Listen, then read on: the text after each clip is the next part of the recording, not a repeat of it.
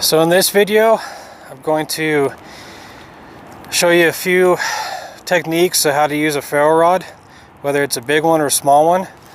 Even when you have a knife that doesn't have a sharp 90-degree spine and it's rounded over, just like this Mora. If this is something you're interested in, stay tuned. Alright, so one technique that everybody's familiar with is taking your blade, pushing down, and causing sparks, but it's not as controlled.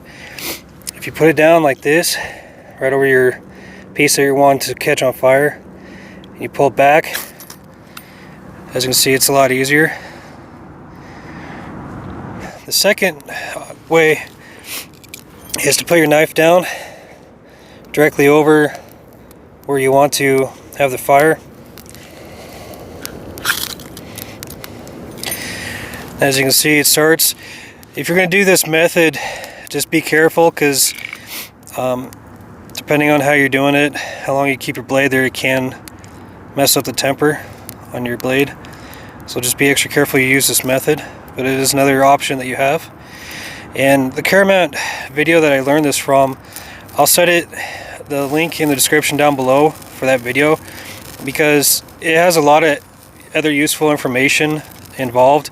Not just how to start a ferro rod, but a whole bunch of different information. And with the second method too, it doesn't matter how big your ferro rod is, you can still do the same result.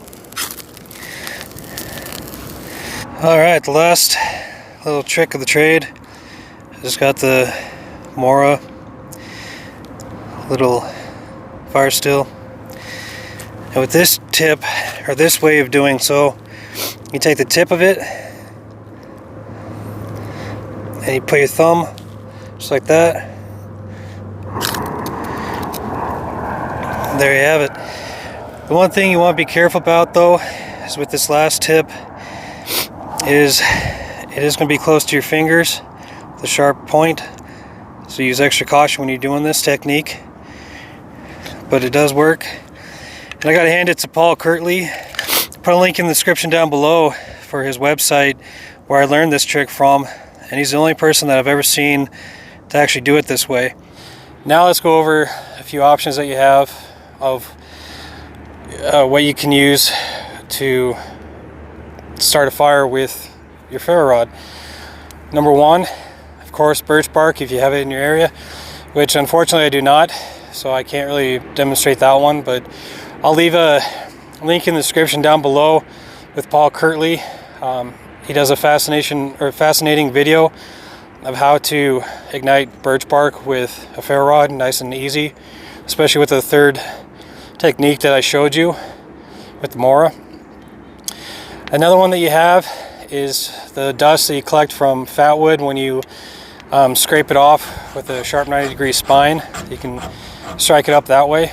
Another option that you have is the charred materials that you've made in your next fire mentality. After you created your first fire, then you start making charred materials like punk wood, cattail.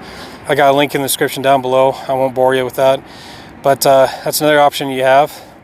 Another one is if you have cottonwoods, which we have a lot of cottonwoods around here. You can take the inner bark and use that as like a bird nest, and you can also use the ferro rod to cause or make a fire that way as well.